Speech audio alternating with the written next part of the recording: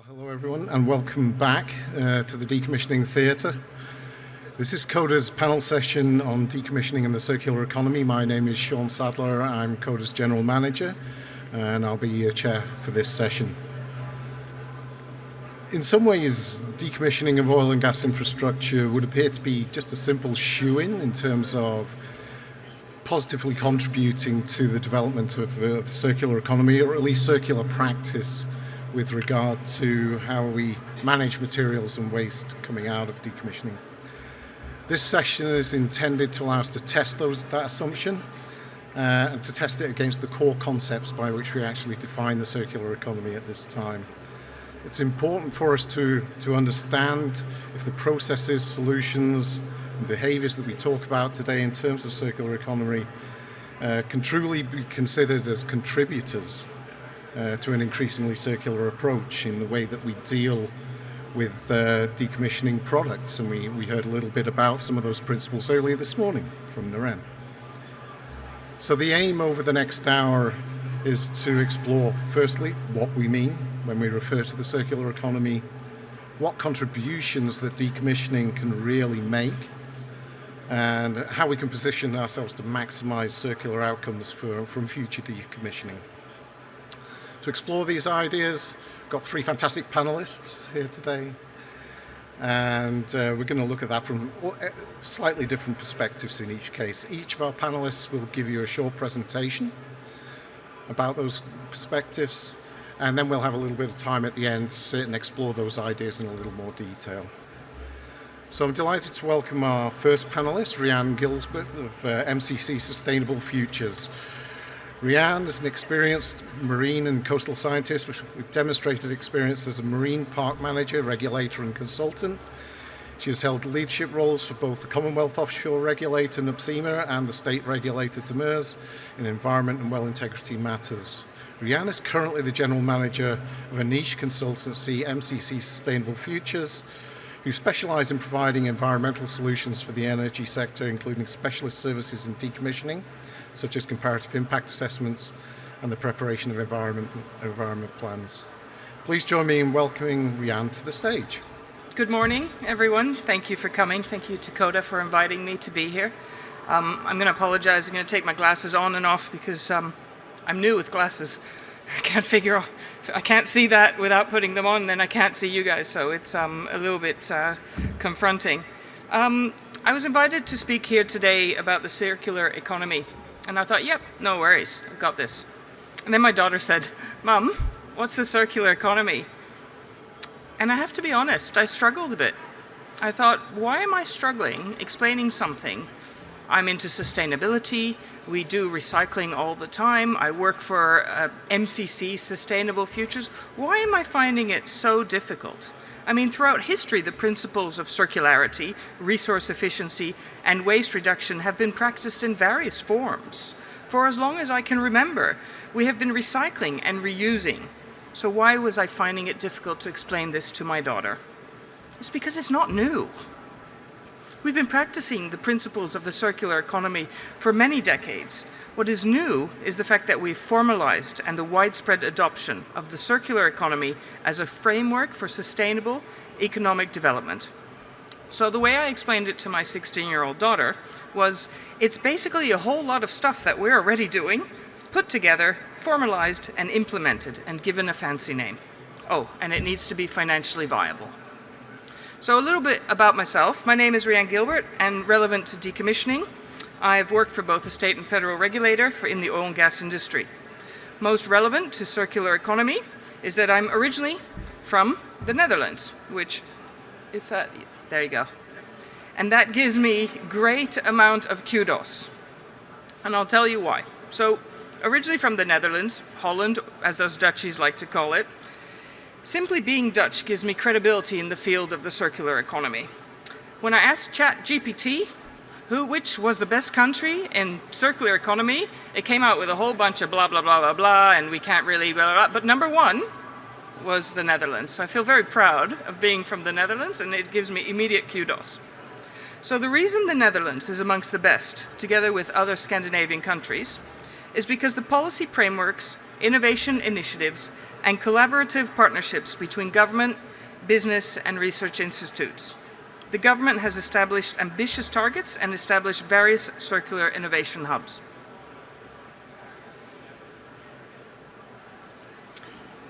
So we're invited here today to provide different perspectives. So I'm going to come at it from a marine science, marine biologist, marine ecologist perspective. I also work for consultancy MCC Sustainable Futures, and it's what we do. It's our bread and butter. We do sustainable solutions for the oil and gas industry, but also for ocean projects, nature-based solutions, and sustainability ESG projects. The official one-liner for circular economy is an economic system aimed at minimizing waste and maximizing resource efficiency by reusing, recycling, and regenerating materials and products, or as I like to call it, a form of recycling with financial benefits. There are three aspects in particular that interest me as a marine scientist. My particular favorite is marine pollution and plastic waste. Marine scientists study the sources, distribution, and impacts of marine pollution, including plastic waste. This is particularly relevant in the field of decommissioning. Research in this area informs strategies for mitigating marine litter, such as beach cleanups, waste management, infrastructure improvements, and policy interventions to reduce plastic consumption and promote recycling.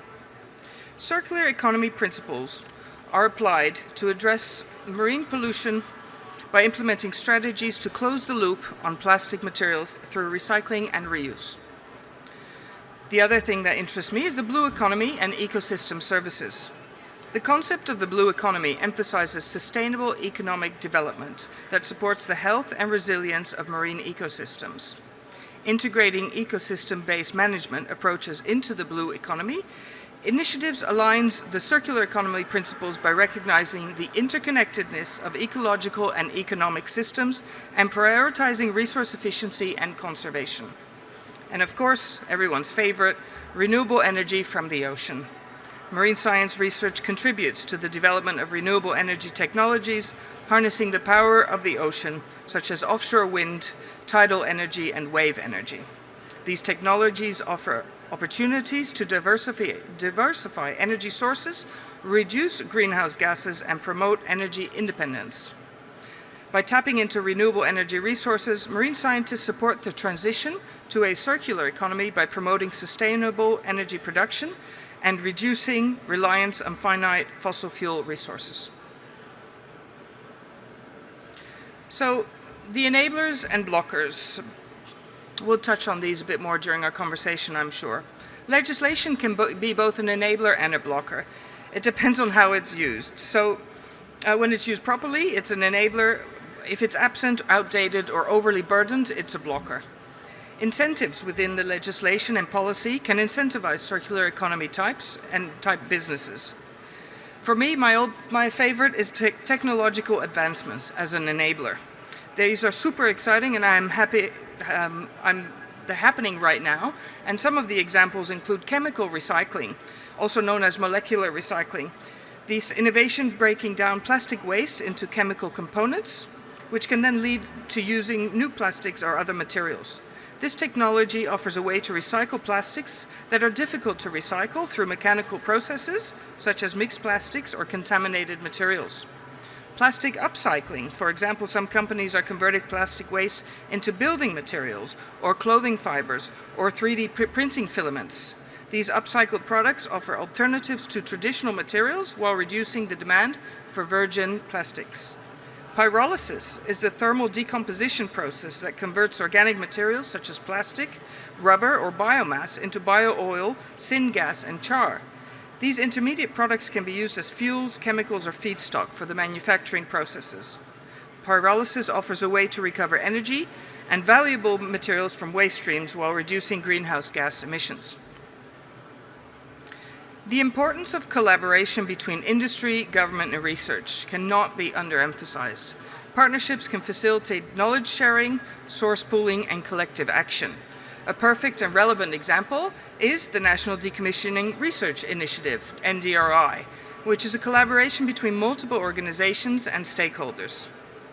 Consumer awareness, or lack of it, can be an enabler or a blocker. Then there's resistance to change. Change is hard. Transitioning from your linear economy to a more circular economy can be difficult, and you have to change your mindset and your behaviors and your business models. And circular business models can often have upfront costs that linear models don't have. So these things take time. My biggest passion in the field of decommissioning and circular economy is the design for decommissioning.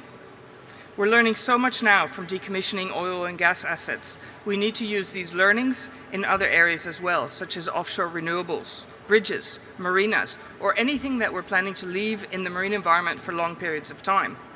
I'll keep emphasizing these. Start early planning. Think long term before you put anything in the ocean. Ask yourself, is it going to be a good idea to put this plastic in the marine environment if it contains additives or stabilizers that are considered PBT or persistent bioaccumulative and toxic? Probably not. Find alternatives if that is the case. Build things with decommissioning in mind. Modular components, for example, are easier to disassemble. Consider the current regulatory requirement and adapt to any changes that may come up and build good relationships with the regulator and stakeholders.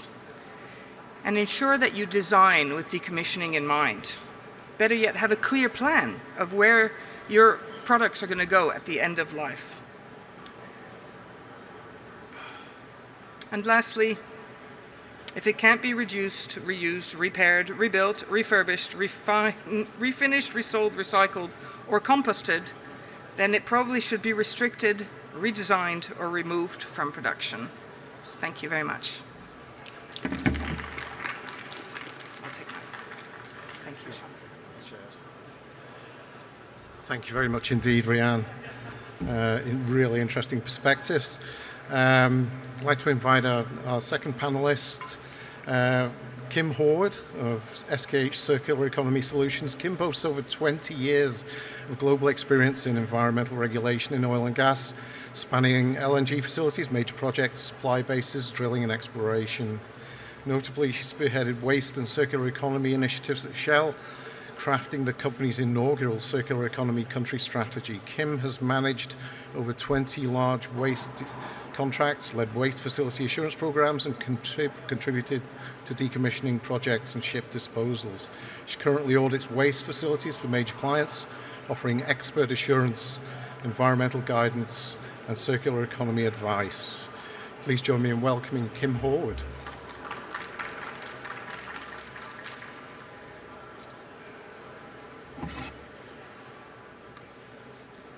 Hi. One thing that I've had the opportunity to do in my life and my career is go and visit a lot of waste facilities, a lot of oil and gas plants, a lot of mines, a lot of wastewater treatment plants. One thing that I've seen quite over and over and over and time again is exactly what Rean was talking about, is the burden of regulation, but sometimes it's just not done well. In the oil and gas world, we were subject to high scrutiny and high regulation. On the waste facilities, it's just not there. It's definitely, they are not subject to the same scrutiny. When you go and look at waste facilities, time and time again, the same thing comes out and becomes apparent to me. It's scary. There are amazing people doing incredible things. People who have left or have got chemical engineering and they are taking chemicals and they are doing great things with them. They're taking steels and they are repurposing them. There are also a lot of people who are involved in the waste mafia. There's death threats that go on in the waste world. There are a lot of people in the waste world who take your waste and they store it in warehouses. This is happening countless. We all know the Red Cycle incident. There's more than that. Recently, there's several waste facilities where waste is going and getting stuck in warehouses everywhere. These warehouses are getting burnt. I get the joys of going to see these places. So I've got a question for you. At what point does waste become waste? Does anybody want to answer and try? Mel? Waste becomes waste when it is surplus to your needs. Doesn't mean that somebody else can't use it. It's surplus to our needs. Hence decommissioning. It is waste. Another question I have for you is, at what point does an operator formally relinquish our responsibility for waste? Can anybody answer that? Do we have any operators here? No. The operator formally relinquishes it when it has been blended or the last molecule can no longer be identified. Unfortunately, if you are part of anybody who is an operator, you'll know that that waste that keeps on going, it's got a gift of keep on giving. If it hasn't been managed correctly, it becomes your liability. Whether that is a brand reputational or financial. Overseas, we're seeing in Holland and in America, a lot of the Superfund sites, most of the big companies and the major oil and gas houses and the major Fortune 500 countries are all sitting in long-term liable suits because they put the waste in a facility and they haven't done due diligence. So how does this all relate to a circular economy? If we don't know waste, it comes on shore. How are we going to manage this? How are we going to manage it to do it properly so that it does become a feedstock into the circular economy? Has anybody seen this diagram before? A linear economy. Having worked for years in drilling on LNG facilities, I am probably quite against the whole extraction. Once we've extracted it, we need to be able to keep it and reuse it indefinitely. Some of the chemicals that we use and make in the oil and gas companies, including plastic, including glycol, including amines, we can carry on with the list as long as you want to go, can be reused indefinitely. They just have to be extracted and managed well. The recycling economy is when we take it, we use it once, and then we throw it away. A circular economy is when we extract it, we put it into the circular economy, and it keeps on going round and round. It's a gift that keeps on giving. When we're starting to talk about decommissioning waste, the offshore sector, I think we've got two different things that we need to look at. One is the past. So if any of us have been working in the oil and gas sector for a long time, we've all been on projects, we all know that we weren't thinking about how we're going to take it out the sea. We weren't thinking about how we were going to design those FPSOs or our LNG facilities so that they could be pulled apart. We were just thinking about what was going to be the cheapest, easiest way of making it back and getting this past. What do we need to do now to manage the decommissioning waste that is coming to us, that we are now having to manage because there's a wave coming? We need to make sure we've got product stewardship. We need to make sure that our waste stewardship is in place, i.e., we know where we are sending our waste. We need to make sure that we're collaborating. Nobody can do this themselves. We need to do due diligence on contractors. We need to know the responsible disposal pathways. And the circular economy, you've just basically described the circular economy 100%. But that's where we need to go in the future. That's where we need to be encouraging people to go. And the one thing in both spaces is that we need advocacy with the government because they need to break down, unpack, and help us understand some of the very complex legislation pieces. What is waste and when is waste a waste? I was on the phone to DQ this morning and I was on the phone to Duo yesterday. They cannot tell you that little thing. It is not that easy. And that's scary because one of the things that we were looking at so long ago was compost. So we used to go and have a look at compost. Our waste used to go into the compost facilities. It used to include paints. It used to include glycols. That can't go to compost anymore because it's now a waste and it needs to go to a facility. Now, why is that important? Because the regulators are starting to understand the long-term impacts of these chemicals when they get into the environment and into these waste facilities.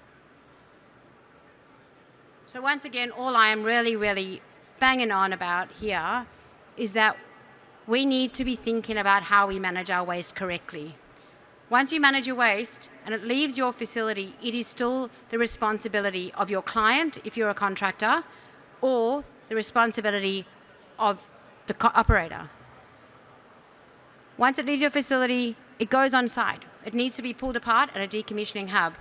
Do we have space? Do we have capacity?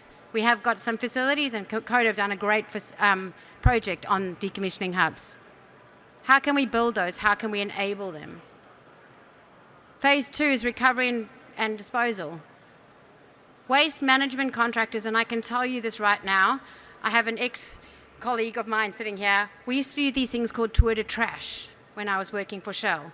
We used to literally say, what are our waste contractors telling us? 20 of them, and go and follow the path.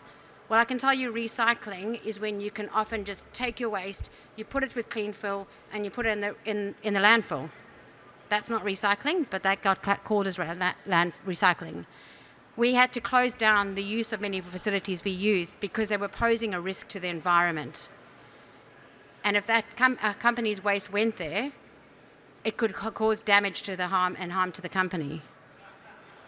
This is a map that I have done. It's a theoretical map, but I promise you I've done a few of these where we've chased various waste streams, whether they are amines, oils, plastics, from the point that they go to the point that they are disposed of. Whether you are looking at the little crosses are points where you don't know where they're going. So whether that is a supplier, a transport that is illegal, hasn't got the compliance, whether that is a waste facility that is being closed, that is currently shut, that is currently doing the wrong thing. If your waste is sitting there, it becomes a stranded asset and you have to help clean it up. That's quite simple. So how can you stop that, and how can you enable your waste to be managed properly as contractors, as the operator? Identify your waste streams, treat it as a project, treat it as a hazard, treat it as a HAZOP. This is what I have, these are the dangers, this is the risk I need to manage.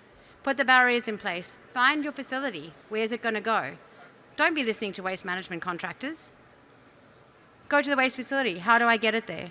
As soon as you start to get direct pathways, you have assurance, you have compliance, and you reduce your cost. That's where we can start to enable a circular economy.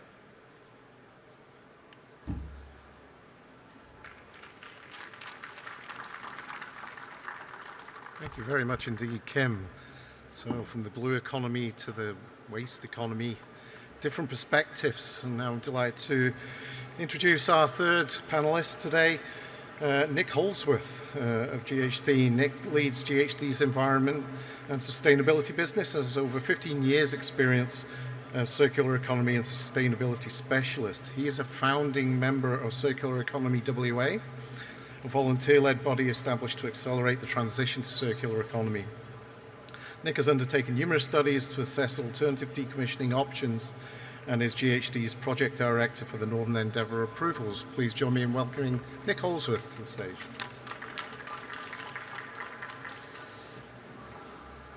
Thanks, Shaun.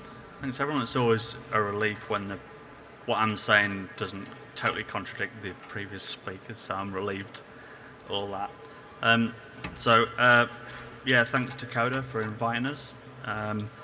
I guess this really combines two topics really close to my heart in terms of offshore decommissioning and circular economy. I guess I've been working in the circular economy space since before we called it circular economy. I was delivering government-funded industrial symbiosis programs in the UK back in the early 2000s, and really been focusing on how we implement circular economy principles throughout industry. And then, as Shaun said, over the last 10 years, I've been working with various operators, delivering studies really to try and identify and assess alternative decommissioning options using what we call net environmental benefit analysis-based comparative assessment, a nice catchy term. So really trying to quantify those long-term ecological impacts of alternative options, really. So I guess through this process, certainly in the WA environment, we've found it quite difficult to shift the regulatory position, despite what we think is providing robust defensible data demonstrating the benefits of in situ decommissioning. Let's get a clicker. So I'll have a go at defining it as well. I guess obviously circular economy principles, to me, they're about retaining the most value of resources within the system. Obviously similar to the other definitions we've had, but I guess I always like to really emphasize the importance of the economic and the social value. I think we can't decouple socio-economic benefit from the environmental benefits. And I think in the context of offshore decommissioning, it's really important to stress that this isn't just about recycling. For me, that's waste management. Reuse and recycling fit in the circular model, but obviously the preferred circular scenario is to design the waste out of the system before it exists, which other people have talked about. And also remembering that when we talk about waste, we don't just mean solid or liquid waste. Waste is any surplus from the system. So it could be energy, it could be skills, it could be heat, it could be anything really that is a surplus. And it's also, for me, circular principles are about not having a default approach to anything or any outcome. It's about making the right decisions for the right reasons.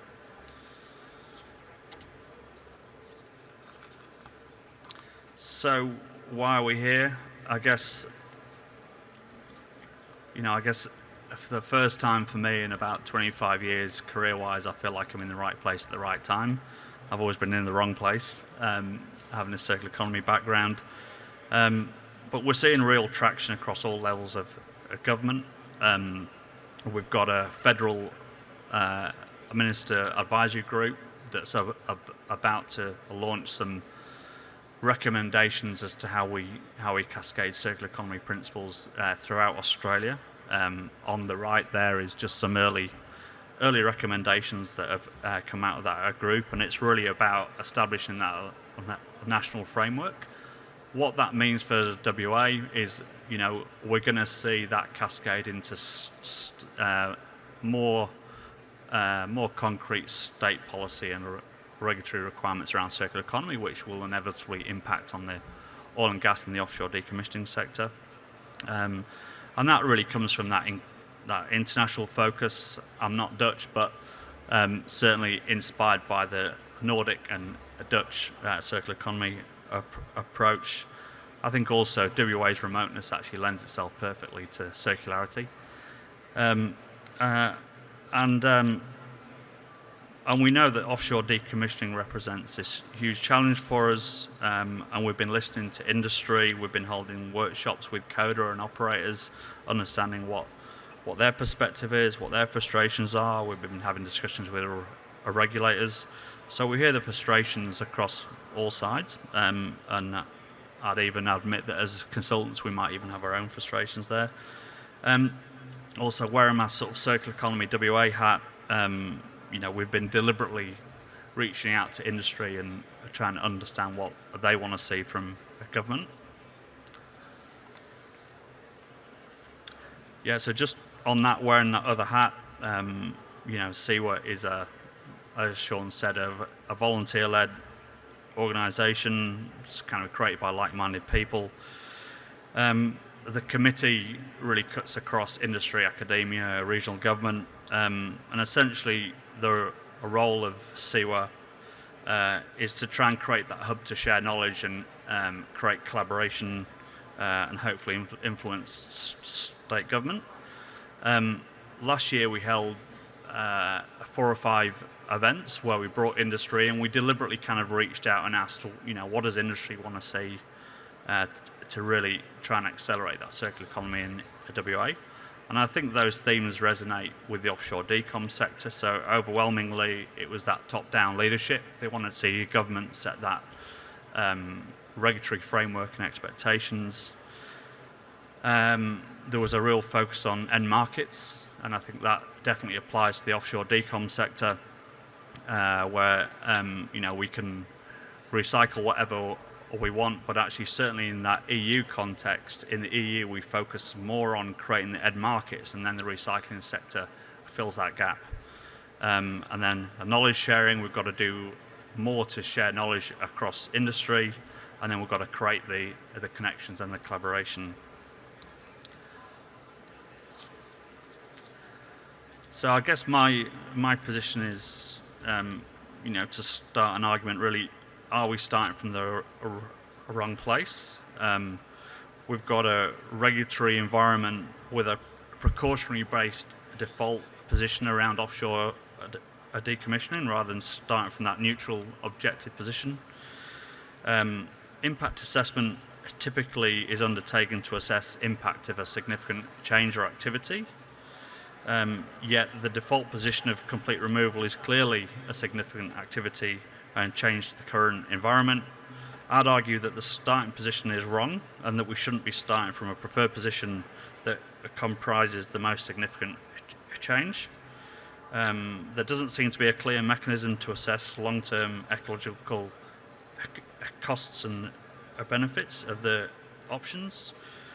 And also, we knew this was coming, but all these events and that, it feels like a surprise to people, to regulators and industry, that this was on its way. It doesn't feel that we're prepared, and I feel that we've all got to take some responsibility there. So how do we get more circular economy, more circular outcomes? As we've heard earlier, really it's about designing waste out of future assets. There's lots of examples in other industries around sustainability frameworks and tools for design, as well as design for deconstruction that the oil and gas sector can learn from. I think we need to at least remove that default position. I think that makes it very hard to achieve circular outcomes. We need to make objective decisions based on robust data. I think we need to create a clearer and a transparent framework for making those objective decisions. We need to use decision-making processes, criteria, and data that we know governments are comfortable with. That's where there's real a lack of clarity between operators and regulators. And I think we've got to undertake some public campaigns to shift the narrative around in-situ decommissioning versus removal. I think, government ultimately will respond to public opinion, and I think if we did more work to describe the environmental benefits of leaving material in the ocean, I think that would really help shift that. And then ultimately, we need to just have a process where we make the right decisions for the right reasons and really leading to that win for the environment, win for industry, win for the broader community. And that's it from me. Thanks. There you go. All right. Thank you very much indeed to all our speakers this morning. I'm going to come and join you on the very low chairs. Just spend a little time now just opening up some of those, some of the ideas and some of the things that you talked about. Interestingly, all three of you this morning offered broad and slightly differing definitions of what the circular economy actually is. And I'm just interested to understand, do you think that the decommissioning industry, and that's everybody from title holders throughout the supply chain, do you think the industry really understands what the circular economy is and what those principles are? And if not, what sort of education is required to help us do that and to really understand the opportunity that's there? So I'm going to turn that one over to Rean first. If you... Hello? Yes. It's a really good question, Shaun. You're saying the decommissioning industry, so considering where we are, I'm assuming you're talking about the oil and gas industry. There's other decommissioning industries. I think the extent to which the oil and gas industry understands the principles of circular economy in the decommissioning space can vary.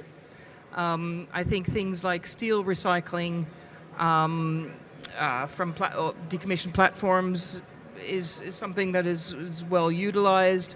On the other hand, resource platforms being used as artificial reefs, again, it's something we need to work on, but it's there. But there's a lot of gaps there as well.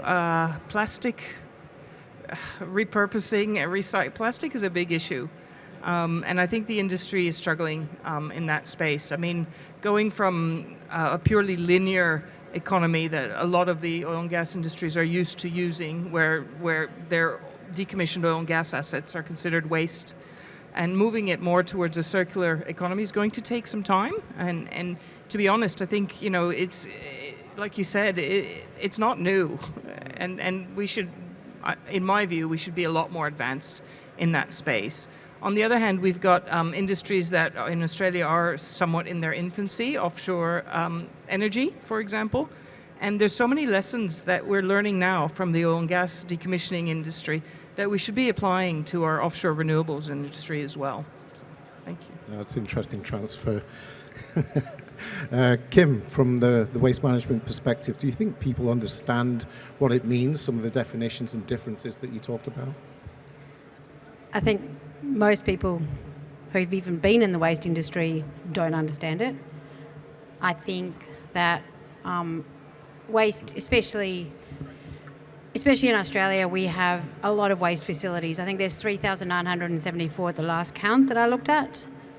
And a lot of the guys that are doing really good things and doing great things and are able to manage and look after waste properly, they're sitting there doing the work. They do not have time for marketing and to be able to advocate and get out. So education, they would all love to be able to speak to the oil and gas operators. They would love to be able to speak to the regulators, to be able to get their names out there. There's a lot of waste management companies that are huge and that have got huge assets that are not doing the right thing, and they're poorly regulated. Small companies as well. So, yeah, I think that the waste, it's in Australia we are literally on a cusp and we are moving and it's very slow. We need to be looking at the countries like America and Europe to be able to start getting to different places and moving. But we are exciting and we have got capacity and we have got space. It's just hidden in this country. All right, Nick, if that has also been your experience in your interaction with the industry, how do you think we can change it? How can we think, is there a role for education? Is it a long road, or is there some switch we can pull on this? Yeah, I think going back to the that Seaworth feedback, I think the government policy, most of that EU activity is supported by just so many regulatory drivers that cascades down into industry. So you need an effective regulatory framework to drive circular principles. We're starting to see that. Our waste strategy talks about circularity. DWER has now created a circular economy team. So the language is starting to happen at state government, national government. But at the same time, I think, particularly these global operators, they're working internationally where, circular economy principles are infusing into their ESG strategies and commitments. So they recognise it. How that's implemented locally is somewhat behind, but I think it's all a top-down. Certainly, education is a key, but I think it's really about top-down approach.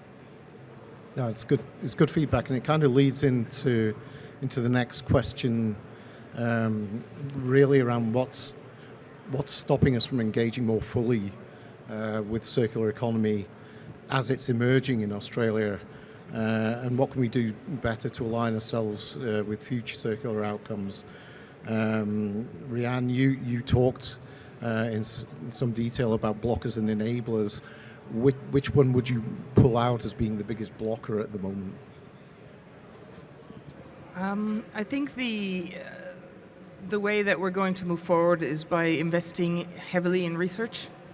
Thank goodness for NDRI, because there's some really good research coming out of that. I'll go back to my topic, which I love, plastics. And unless we get that topic under control, the regulator will continue to insist that everything be removed. Is that the right thing? I don't know. I honestly don't know. Should we be leaving it in place? Is that the best environmental outcome? I don't think we know until we get a handle and a grasp of what's happening to that plastic over really long-term time frames. And Kim, any thoughts from your perspective? What's going to start to unlock this for us? I couldn't agree with you more. I also think, going back to the absolute basics, what we did really well in the oil and gas industry was assurance and stewardship and understanding what was happening in due diligence. I feel absolutely passionate that one of the biggest blockers is advocacy. It's the regulator giving a far more clear picture. They know what they want to do, but they haven't given the smaller bits and bobs. What is waste? What is a liability? Like, they haven't actually given that kind of crystal clear information. Everybody suffers with it. And the other blocker is it's that there is not networks and pathways out there, but it's how do we enable all the great waste facilities and all the great waste companies to be able to have a voice, be seen and collaborate. And how do we advocate for the government to be able to assist that flow and path? To what extent do you think that, and this is to you again, Kim, just in reply to that, to what extent do you think that ability to advocate is hampered by this constant multi-agency approach? Everything is split off and all the ability to regulate things is split out into different agencies. How hard does that make it? Great question, because we are sitting here in WA, which is Duer. I think we've got like 20% of the waste facilities in the country. So 30-something% are in Melbourne. The other waste is definitely on the East Coast. So you start to look at all the different states, each one of them managed differently. The federal government is managing it differently. That's hampering us.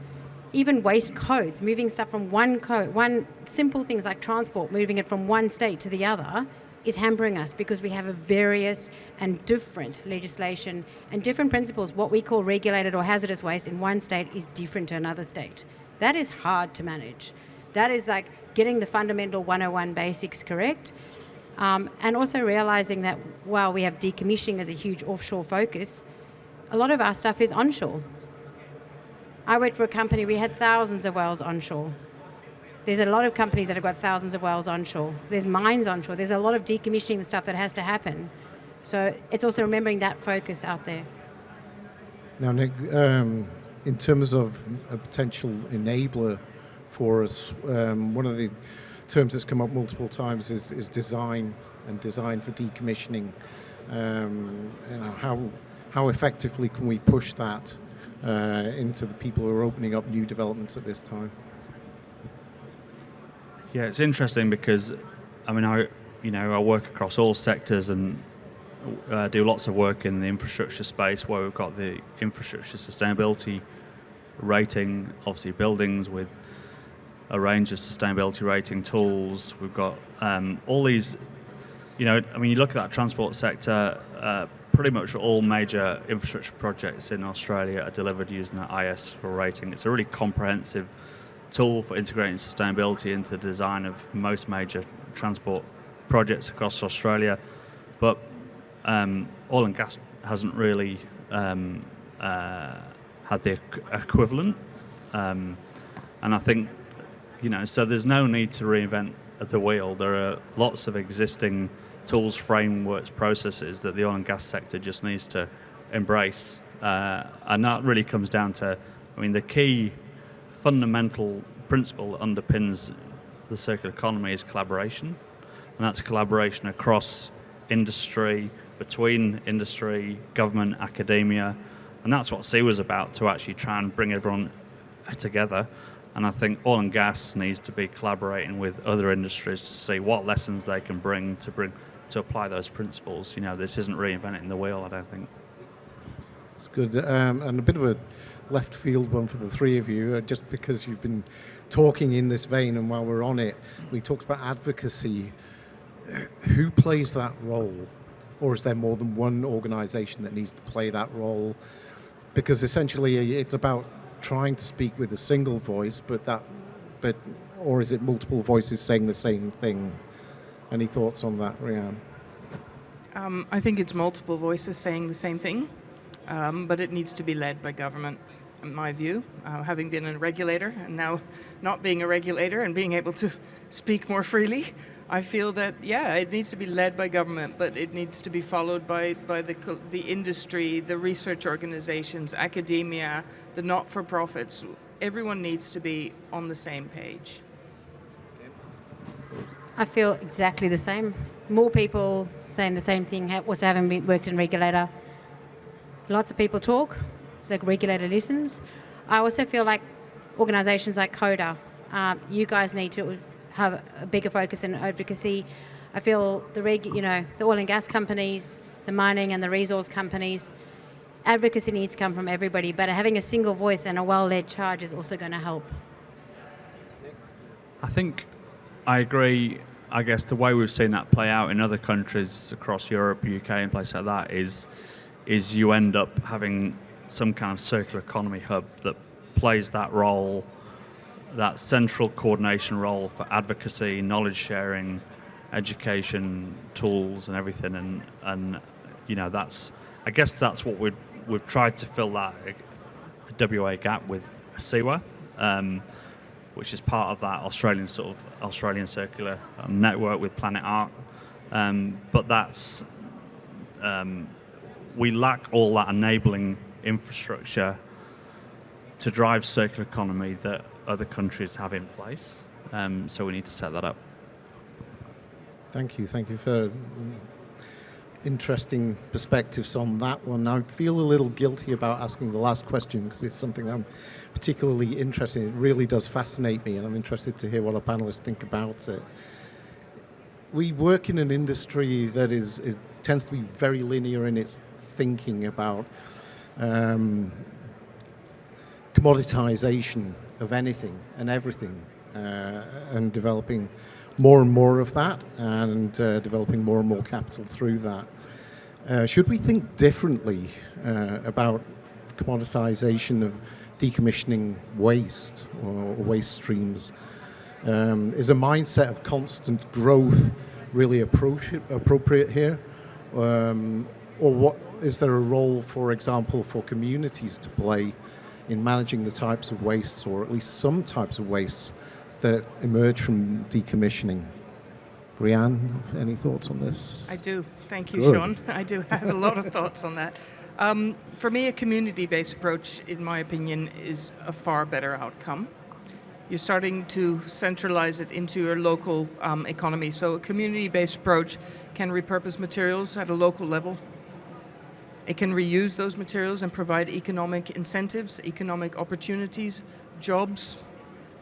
And by involving your local stakeholders, the industry, oil and gas in this case, is starting that relationship management.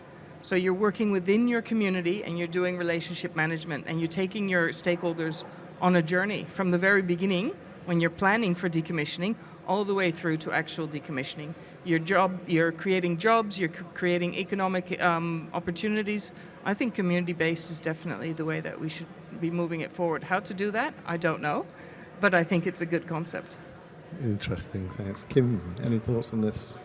I couldn't agree with you more. It's kind of obvious. Community-based is definitely the way to go, but I think government also needs to be providing product stewardship. We've just had a product stewardship line that's pretty much failing, but they need to be opening it up and helping, and not creating hampers with over excessive regulations. And I think one thing that we've also got to be very careful about is, in this community-based, is we're starting to see waste-to-energy plants coming out. Waste-to-energy is not recycling. It is a linear economy. It's taking it and burning it. It's not putting it in the ground. Putting it in the ground is always the worst thing you can do, but burning it is definitely not much better. So it's also just trying to help with that mindset, that education, and give people a real knowledge of what can actually be done and what is possible. Community is a strong focus area for SEWA, as we know. In a broader industry context, can that be really channeled, Nick, do you think?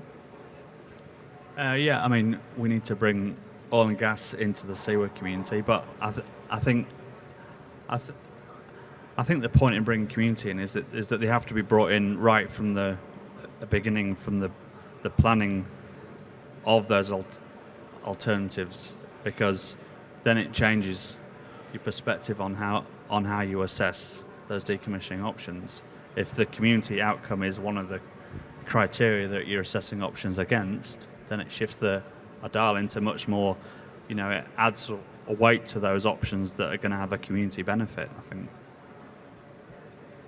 Thanks. It's been interesting exploration of a few different aspects here. We've talked about some of the importance of education, the importance of research in helping us to understand more about circular economy and how we can play our role in developing that from a decommissioning perspective. We've talked about the importance of collaboration, communities and developing options. Overarching all of this, we've talked about the need for government stewardship, for effective policy and legislation. These are all things that I've heard over the last 15, 20 minutes or so. If there's one thing that you would like people in the audience here to take away from this conversation, what would it be as the final question, Rean? There's a misconception that everything that is circular is sustainable. It's not necessarily sustainable just because it's circular.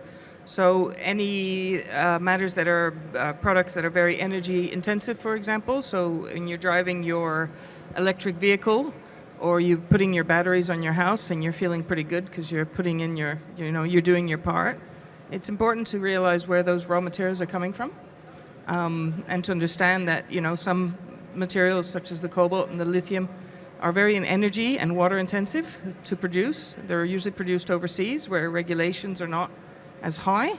And, for example, your cobalt comes from the Democratic Republic of the Congo, and there's severe child labor issues there. So just because it's potentially in a circular economy doesn't make it sustainable. Thanks, Kim. Your key takeaway? Straight back to assurance. I couldn't agree with you again. But the one thing I do say is with the circular economy is knowing, and I've said this about a million times, knowing where you're selling, knowing where it's going, knowing how you're managing it, because once it's off your site, it is not going away. Just because it's out of sight, out of mind. And I think that's the one thing to remember. Out of sight, out of mind doesn't mean that it's not going to have further problems for you. For me, takeaway, the circular economy isn't just about waste, and it's actually framed as a business opportunity. It's an economic development initiative, not just an environmental initiative. It's been really useful. Listen, on behalf of CODA and everybody who's joined us today, thank you very much indeed, Rean, Kim and Nick. Please join me in thanking them very much for their insights.